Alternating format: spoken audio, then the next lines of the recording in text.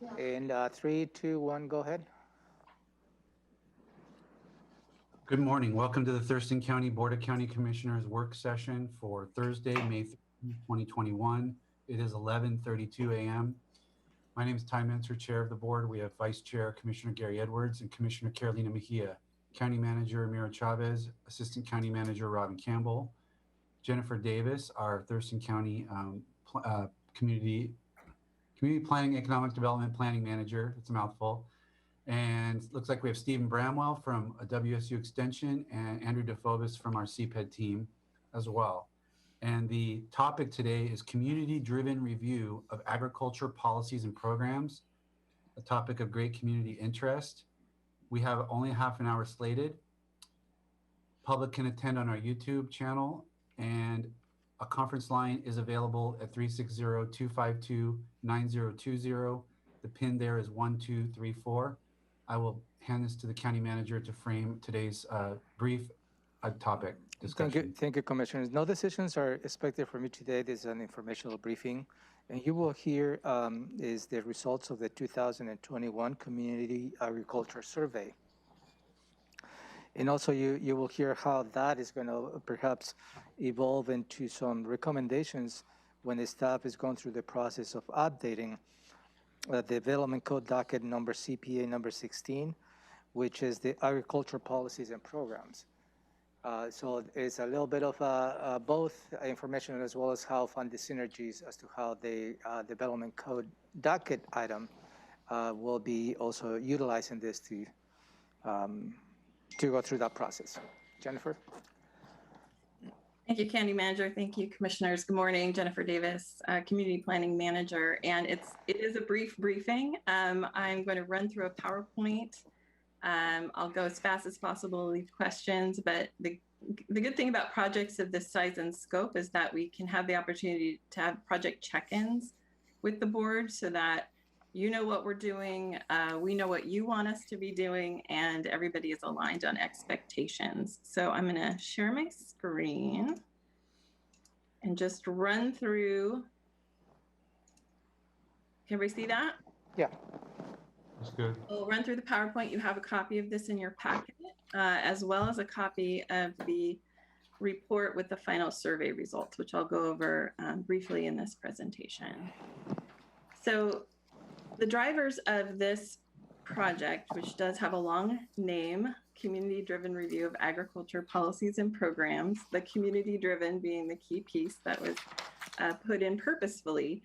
And that is because back in 2019, when we were going through our last major comprehensive plan update for the county, it became clear that there was a lot of energy and interest from the public, including recommendations from our Agriculture Advisory Committee and the Planning Commission, that the county needed to take a fresh look at our agriculture policies and even our zoning and our land use designations and everything we have in place that is part of our objectives as stated in the comprehensive plan to support farmers and farming and farmland in Thurston County. We did a light touch to that information during the major comp plan update. And that light touch resulted in some public interest around doing a bit more. And we were also appealed by FutureWise in January of 2020 after the comp plan update. They appealed basically how we had designated our agricultural lands of long-term commercial significance. And under the Growth Management Act, the county, as you know, must designate these particular types of lands, natural resource lands, including mineral lands, forest lands, and agricultural lands that have special long-term commercial significance to our local economy, to our local land use. And the FutureWise appeal was based on the fact that we had not used updated soils information around prime farmland soils in our designations. And I'm going to talk about that a little bit more. But that's one of the drivers of the project. And then in April of 2020, the board placed this project on the 2020-21 Comprehensive Plan Amendment docket. And so we got to work, and we've been working at it for, about a year now. Before I get into the project itself, I just want to orient us around kind of facts around Thurston County agriculture. sometimes we're not always seen or considered an agricultural county, but we do have a lot of agriculture in this county. The USDA Farmland Census from 2017 has us at over 62,000 acres of ag land. Our voluntary stewardship program data, which includes non-commercial ag land, has up to 125,000 acres in some sort of agriculture use. It's a significant portion of our 393,000 and change rural acres. And the economic importance of that is pretty significant as well. $176 million worth of farm products a year, according to the USDA Census of Agriculture from 2017. Given that we have so much agriculture, we do only zone or designate about 4% of the rural county in this category of agricultural land of long-term commercial significance. And that's part of what FutureWise has been calling into question, and we'll talk about that a little bit more.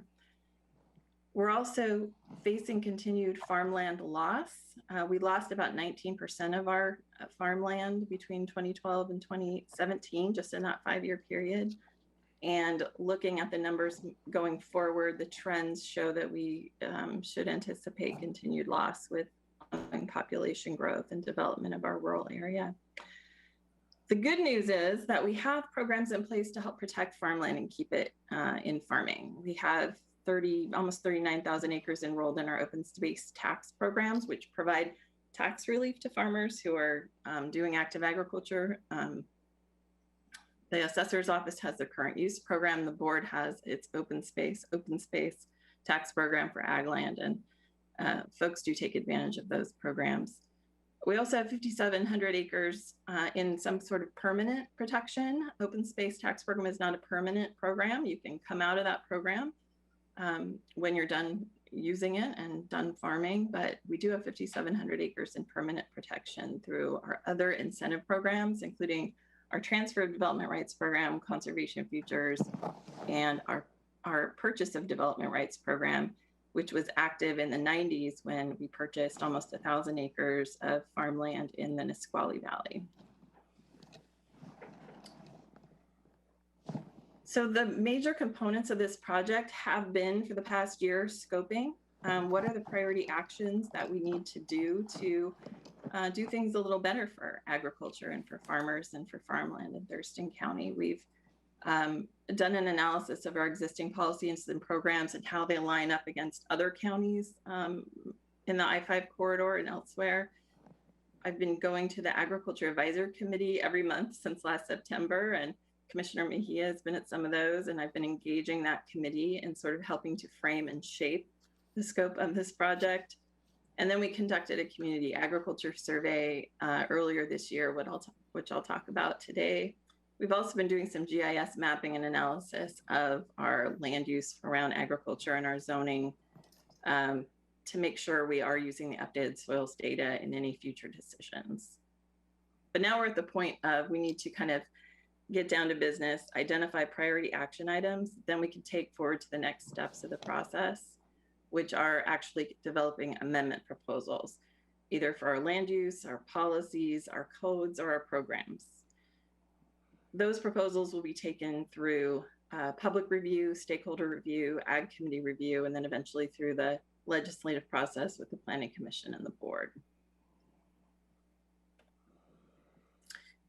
So I want to be really, really clear that none of the information that underpins the project or even the actions that you're going to hear about in a minute are really new ideas. These are ideas that have been around in some cases for many years.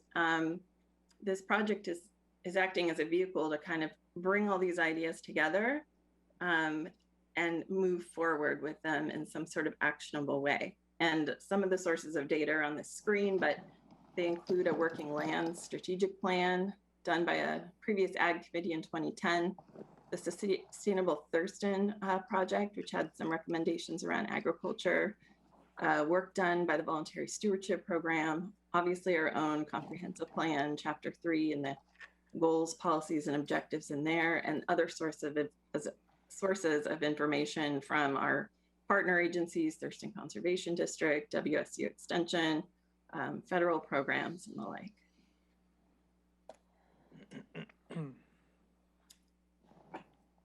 So the survey took that information and turned it into questions for the community to try to start to identify priorities for what we can do better, differently, more for agriculture. We ran the survey over several weeks in January and February. It was distributed widely through social media, through our partner agencies, and all our typical ways. We had a pretty good return for a government survey, I must say. 420 respondents answered at least one or more questions in the survey, including 164 respondents who were farmers or prospective farmers. I want to mention that the survey design and report was done totally in-house. We didn't have a consultant do this. We used our own staff skills and abilities and had great help from WSU Extension and Stephen Bramwell to help actually design the survey vehicle, and the Ag Advisory Committee and other stakeholders helped shape the questions. The final report, which is in your packet, is about to be posted on our website, and we're going to do some social media and press releases around it, and we've been providing it to our partners. So the survey findings are one of the sources of information that we hope to guide the priority actions for the project. It's not the only source, but the survey did focus on four primary areas of potential work for us. One would be land use policy. The second area would be our regulations around agricultural uses and our permitting processes. The third is around our incentive programs, like I mentioned before, open space tax program, transfer of development rights, conservation of futures. And then the fourth area was around economic development and technical assistance. And it's in italics here because that's a really important area for our agricultural community. It's not central to the comprehensive plan project on the docket, but information gathered from the survey is being shared with our partners like EDC, WSU Extension, TCD, so that it can help inform their programs as well. So again, the questions in the survey were largely guided by existing documents that we have, as listed here and mentioned before. So some top priorities emerged from the survey. The first was really to explore expanding our long-term agriculture designation and zoning. And I'm going to get into that a little bit more later. But that did rise to the top as a priority for many survey respondents. Also, to improve our review of development impacts on agricultural lands when development projects come in on or adjacent to ag lands. How good a job are we doing to really assess those impacts and find maybe opportunities to reduce them through the development review process? Doing more outreach and education around farmland policies and incentive programs is really a major finding from this survey and a major priority for a lot of the respondents. I think it was a little bit surprising in the survey how little is known about some of our incentive programs. So there's definitely work to be done there. And then amending those incentive programs themselves to expand opportunities for farmers to enroll is another area of work that we'll be bringing to you in the future. And then finally, connecting farmers to markets and building processing infrastructure and supporting agritourism. These are all important findings as well that came from survey, and those are going to be shared with our partners for implementation. So there's a lot on this slide, but of course you can read along on your page 9 of your printed out version. Turning those priorities into action items looks like the list here, and these are the preliminary action items that I'm hoping to move forward for development into actual amendment proposals. And the first is to look at remapping our long-term ag designation criteria with that updated soils data and develop options for potential expansion of long-term ag designation in certain areas of the county. Showing our work and doing this work and being transparent about it is going to be important in our response to the appeal from FutureWise. And the Agriculture Advisory Committee passed a motion at their last meeting that called for exploring a significant expansion of long-term ag designation. So it's something that we're going to be doing, and hopefully we'll be able to narrow down our options through the use of a stakeholder committee and some more intensive work in the coming months. Also exploring the use of how we look at development impacts when projects come in the door. Right now, our development services department sends something known as green sheets over to the Ag Committee for certain projects that may have impacts to farmland. And we're looking at kind of what triggers those green sheets and what that review looks like and the timing of that. We can also use our SEPA process to better identify and articulate project impacts on agriculture as early as possible in the review process. We want to update our codes and our outreach materials to really fully integrate our voluntary stewardship program. That's an ongoing project. That's also on the docket as a separate docket item, but is being kind of folded into this larger project. And we want to clarify and streamline some of our permitting information that we put out to the farming community, who always has questions about, well, what if I have this kind of use? How is that permitting process going to happen at the county? And we don't always have clear messaging around that. And we don't always have clearly articulated best management practices. So we want to get better at our information and our permitting process for ag specific uses. We also want to update our incentive program outreach materials and do targeted outreach to partners and qualified landowners for those programs. That does take some resource investment on the part of the county to do that kind of outreach, but it's something that we'll be bringing to you in the future as a potential change to how we do things. And then the programs themselves, Conservation Futures, as you might remember, is a pot of money that serves many conservation priorities and needs, including salmon recovery, open space, endangered species, wetlands, and agriculture. And is there a need to have a dedicated funding stream out of that pot of money for agriculture projects? That's a question we may be bringing to you in the future. It's a question some folks have been asking us through this project. Expanding our open space tax program. We control the criteria, the board controls the criteria around that program. Should we expand it or change that to be able to bring in more potential participants, particularly smaller farms who may not currently meet our criteria for that program? And then transfer of development rights. We do have folks participating in this program, but it's pretty lethargic. We don't have a lot of market forces to make this program be really activated to transfer development rights from the rural area into the urban area. So I'm envisioning putting together a summit with some of our city partners and regional partners to figure out, are there ways we can kind of reinvigorate that TDR program? And then finally on this preliminary action list is an idea that's been around for many, many years. And some counties have a position like this, but Thurston County does not. And it might be time to talk about a county agricultural liaison position who can be there to assist farmers who come in with permitting questions or incentive program questions, help connect them to our community partners, and help problem solve them.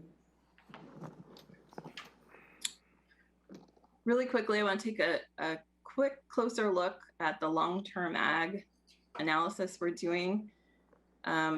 Again, this is taking our existing designated long-term ag lands, which is represented in this screenshot as the red outlined area, applying new soil criteria for data, and then determining if there are reasonable options to expand these areas. And you know, this is a big deal. It's potentially changing zoning in our rural area, which, as we know, inspires a lot of community interest. And it's going to take a lot of stakeholder work on top of the GIS analysis and all of the other analysis that we need to do. But since it's become a priority through our survey from the Ag Committee and is part of the FutureWise appeal, it's work we need to do and take through the full transparent process.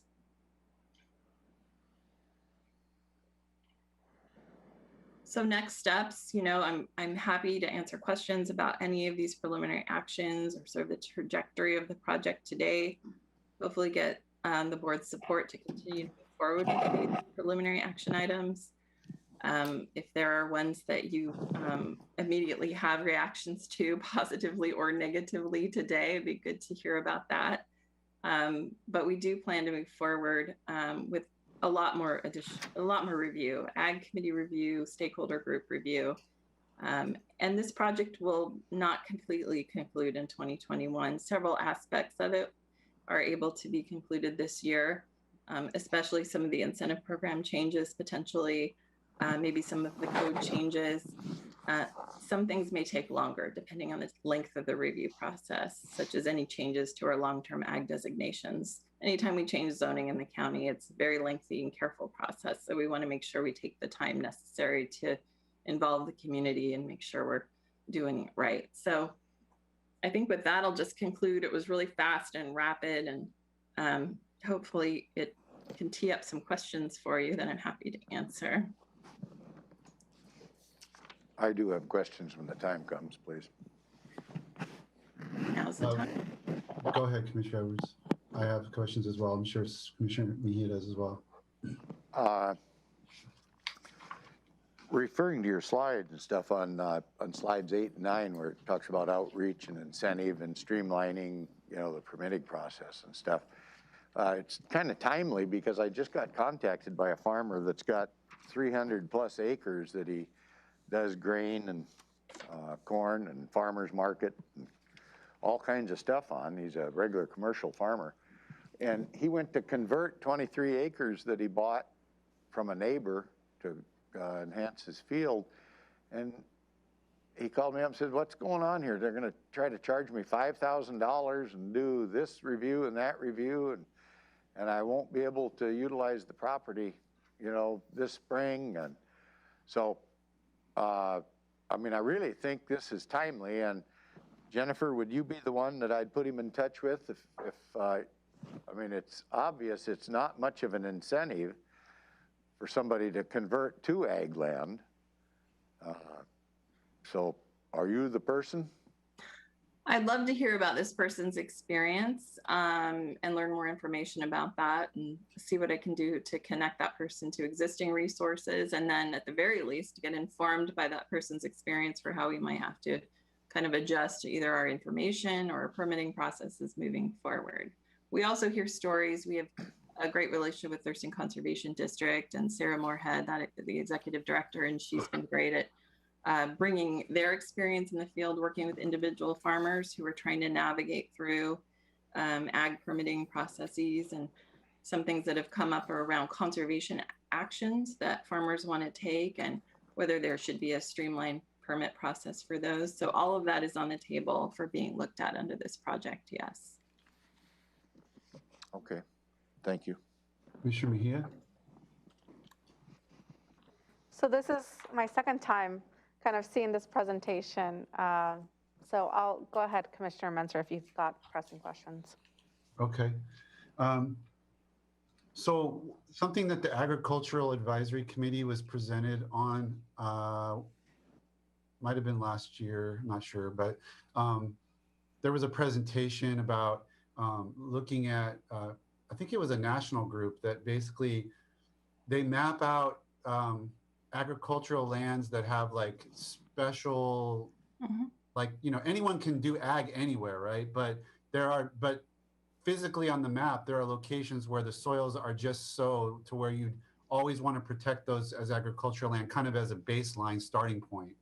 And is that folded into what you guys are looking at with the zoning and soils and all that? Absolutely. So that's American Farmland Trust, and we had them as guest speakers to the Ag Committee presenting their information about nationally significant farmland. So they've taken similar data sources that we're using and have put them through their screen and looked at threats for conversion and come up with their sort of GIS layer of nationally significant farmland. And we entered an agreement with them to be able to use their data in our work as well. A lot of the baseline information is the same. It's around prime farmland soils and where those are on the landscape, because once those are gone, you can't recreate them. Right. So yes, we are connected with that data in our look at potentially expanding where we might want to designate or create some sort of new protections for different types of ag land out there in the county. Okay, good. The other question I had was about the Thurston Climate Mitigation Plan has has strategies related to agricultural practices, regenerative agriculture and things like that. And I'm wondering if there's anything, did you get any community interest in connecting agricultural policy to climate mitigation? And is that fall within the scope of any of the topics that you've outlined as preliminary topics? That's a good question. I'm just now diving into the climate mitigation plan. I think it's an area we can look at. That kind of work may lie more, I don't want to pick on Stephen Bramwell, but there's a lot that WSU Extension is doing around agricultural practices and technical assistance around practices that could be a good vehicle for implementation for some of those pieces of the climate mitigation plan. The comprehensive plan and the world of this project is a little more focused on the planning, the regulatory, the non-regulatory incentive pieces. And we look to our partners to handle things like actual agricultural practices on the ground and technical assistance around those and economic development issues. So they're linked in parallel. So nothing's really off the table in this scope. But it's definitely something we continue to look into and can look into with our partners, that climate change nexus. We're down to the last couple minutes. I'll give Commissioner Mejia a shot. Yeah, so my question's in regards to one of the things that I've mostly heard is of farmers aging out, and they're trying to motivate the new generation to go into farming. And one of the inputs, is the access to land, but I don't really see a breakdown on age for prospective farmers, because there was a section for newer prospective farmers. Do we know the ranges of age of, is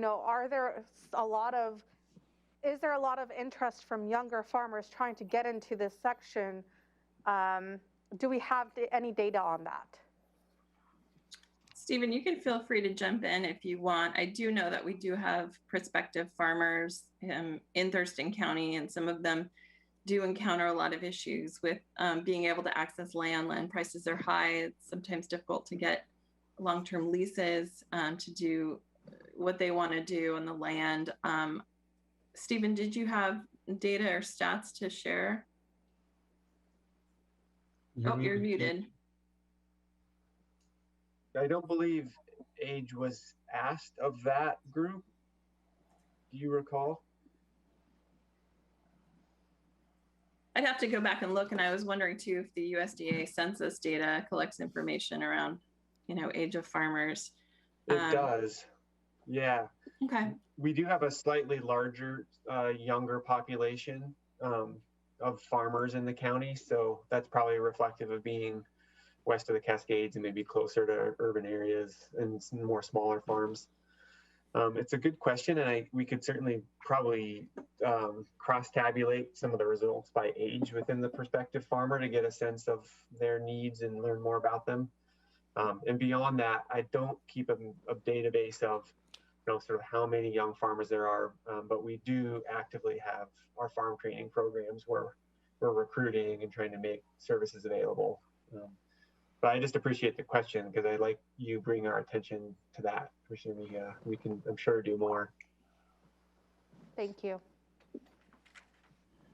Before we break, Stephen, is there anything else you wanted to add to the presentation, or things you found interesting about the survey? Or you're kind of one of our top experts here in this area.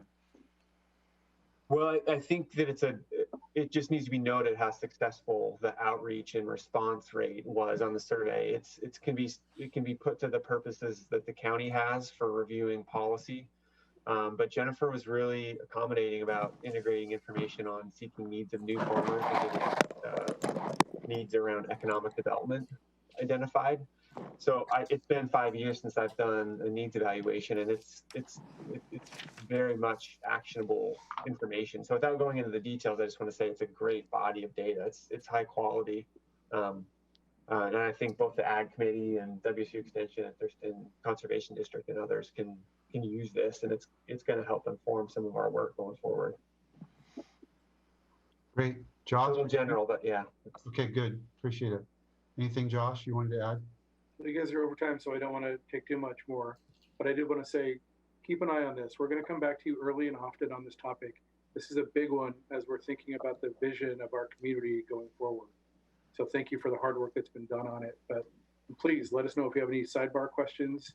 We're available. This is going to be a very big topic for our community. Anything else before we break, Jennifer?